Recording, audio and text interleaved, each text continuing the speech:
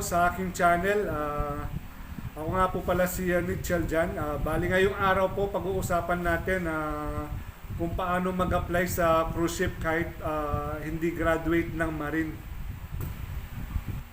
Ngayong araw po hindi tayo magbabike, hindi muna po tayo bike episode. Ngayong araw po, konting kaalaman po kung paano mag-apply sa cruise ship kahit hindi po tayo graduate ng Marine. Kasi po marami po kasi nagtatanong sa akin kung paano mag-apply sa cruise ship kahit hindi graduate ng Marine. Dami po kasi nagtatanong So ngayong araw po, yun po ang pag-uusapan po natin ngayon. Sa mga hindi po nakakaalam or bago lang po sa aking channel, ayan, ang trabaho ko po ay sa cruise ship po. Ayan, isa po akong cabin steward doon or room attendant. Hindi naman po ako nag-graduate ng Marine, nag-graduate po ako ng HRM. Ayan. Alamin po natin kung paano po ako nag-apply sa cruise ship kahit hindi po ako nag-graduate ng Marine. Marami po kasi nagtatanong sa akin yung mga friend ko po sa YouTube at yung mga friend ko sa FB, paano daw po ako nag-apply ng cruise ship, ayan, kahit hindi po ako graduate ng Marine. Para sa mga aspiring seafarers, ayan, please take time to listen and watch this video. Ang unang gagawin ay ang chance mo na ma-hired ay 0 to 5% lang. Tapos 5% kung machachambahan mo na ma-hire ka. Pag nag-apply ka, mas maganda may referral letter ka or endorsement letter. Or kung mas maganda yung may backer ka, ayan. Or kung wala naman, ayan, magsariling sikap ka, pumunta ka sa mga agency, mag-walk-in ka, ayan. Ayan guys, yung mga kalimitan na mga posisyon sa cruise ship or hotel department. Ito guys, galley steward, chef for hot and cold, pastry chef, waitress or waiter, cabin steward or cabin stewardess, bartender, messman, receptionist, service utility, housekeeping, room attendant, at madami pang iba guys. Ayan guys, sa pagkuha ng passport, ito yung mga requirements. Kailangan mo ng birth certificate and BI clearance, baptismal, 2 valid IDs, driver license, or para sure ka, use government IDs. Syempre guys, bago kayo mag-apply sa mga manning agencies, dapat may passport ka na at seaman's book guys. Yan ang mga importanteng kailangan mo na documents sa pag-apply sa mga manning agencies guys. Sa pagkuha pala ng seaman's book guys, ito yung mga requirements. Kailangan mo ng medical, BT certificate. Ayan, pag-usapan natin mamaya yung BT certificate. Isang valid ID, 1 pieces na 2x2 picture. Ayan guys. Tapos yung BT nga guys, ayan, pag-usapan natin kung paano kumuha ng BT. Bago po natin pagpatuloy itong video na to guys, kailangan ko ng 1 segundo ng oras nyo para i-like itong video na to. Kasi guys, napaka-importante ng like nyo para sa akin guys. I-click nyo na po yung like button. 1 segundo lang po para pindutin yung like button. Ayan. Ngayon pa lang po, nagpapasalamat na ako sa pag-like nyo sa video na ito. So ayan guys, pagpatuloy na natin itong video na to. Ayan guys, yung BT certificate pala, para ito sa mga hindi nakagraduate ng Marine. Kailangan yung kumuha ng BT course. Ayan, bali total niya 8 days guys, 5 days na magkaklase kayo at 3 days na actual. Ituturo nila dito yung mga safety sa barko. Ayan, tulad ng firefighting, first aid, ayan, tsaka yung kung anong ang gagamitin yung mga fire extinguisher, ganyan guys. Pag naipasa nyo yan, ayan, pwede na kayong mag-apply sa seaman's book. Ayan. Tapos guys, pag nakuha nyo na yung BT certificate nyo, kailangan nyo itong pa-COP. Ayan. Ito yung mga requirements para sa COP ng BT, tsaka yung SDSD na rin guys. Ito, kailangan nyo ng medical, BT certificate, 1 valid ID, isang 2x2 picture guys. Ito yung mga kailangan nyo para ma-COP yung BT nyo, tsaka yung SDSD guys.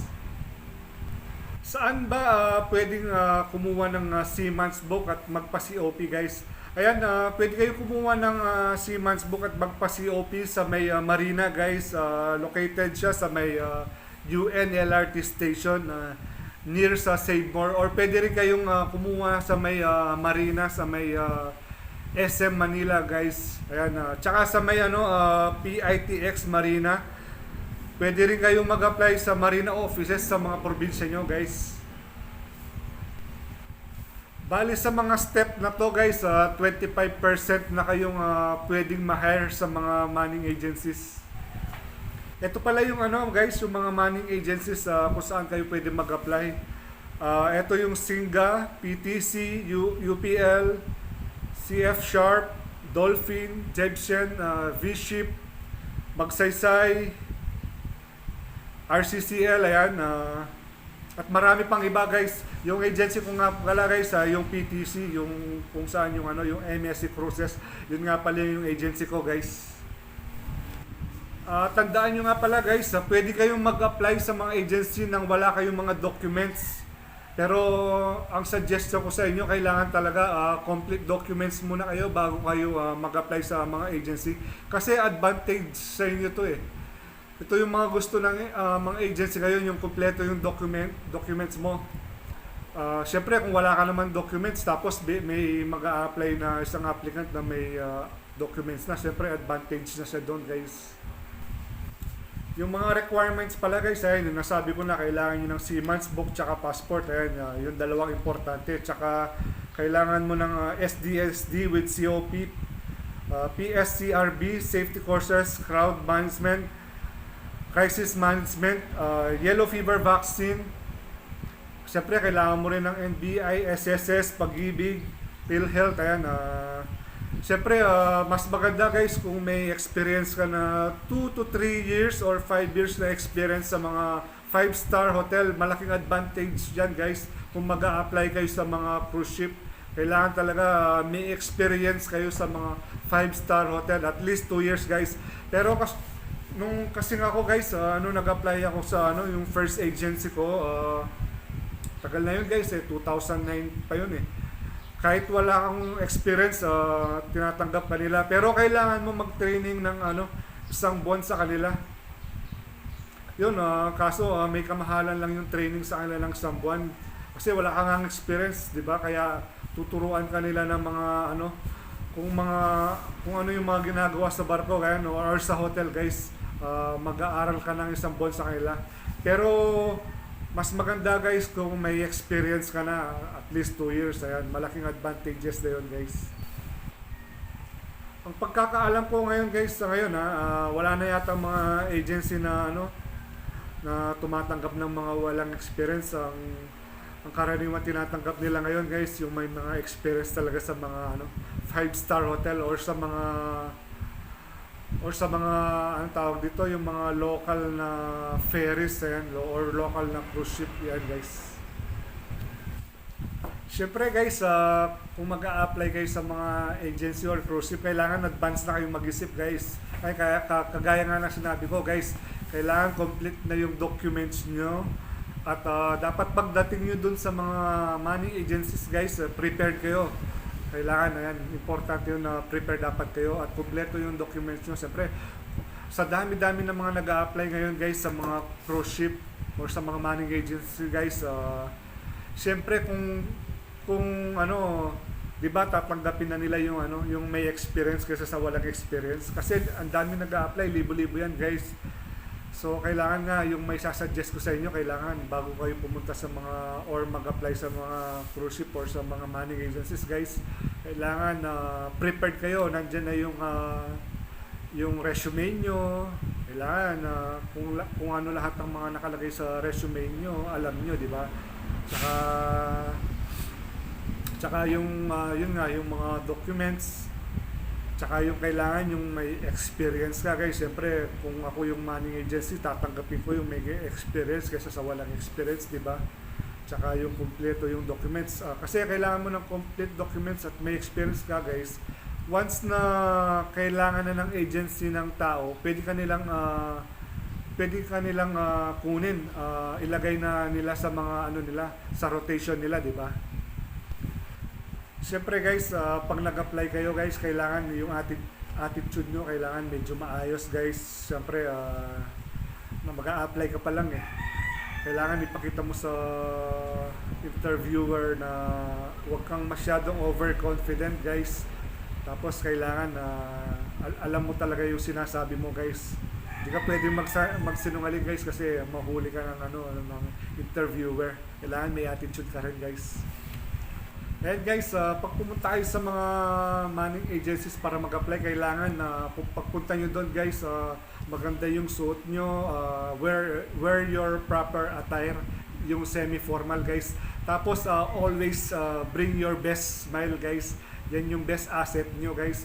Tapos be professional, wag kayong masyadong overconfident guys. Ayan. Tapos guys, i-present nyo ng maayos yung sarili nyo. Kailangan na ayun nga, i-apply nyo yung experience nyo sa mga nakarang trabaho nyo. Ipakita nyo kung fit kayo doon sa trabaho or sa position. Ayan guys, basta i-apply nyo kung ano yung mga natutunan nyo sa mga past experience nyo. Pag na-interview kayo guys, magagamit nyo yun. Be yourself guys, and showcase yourself, ika nga, diba? Siyempre guys, yung last step, kailangan nyo rin ng dasal guys. Magdasal kayo, ayan, para matanggap kayo sa trabaho. Kailangan din ng konting dasal siyempre. Para swertihin ka sa pag-a-apply ng trabaho, ayan. Tapos, siyempre si God, i-guide tayo, tutulungan tayo sa pag-a-apply ng trabaho. Siyempre, kailangan din ng tiyaga at pasensya guys. Alam ko mahirap pag-apply ng trabaho ngayon, lalo na pandemic, kaya kailangan talaga ng tiyaga at malaking pasensya guys. Ayun na, trust natin si God, yan, hindi tayo papabayaan.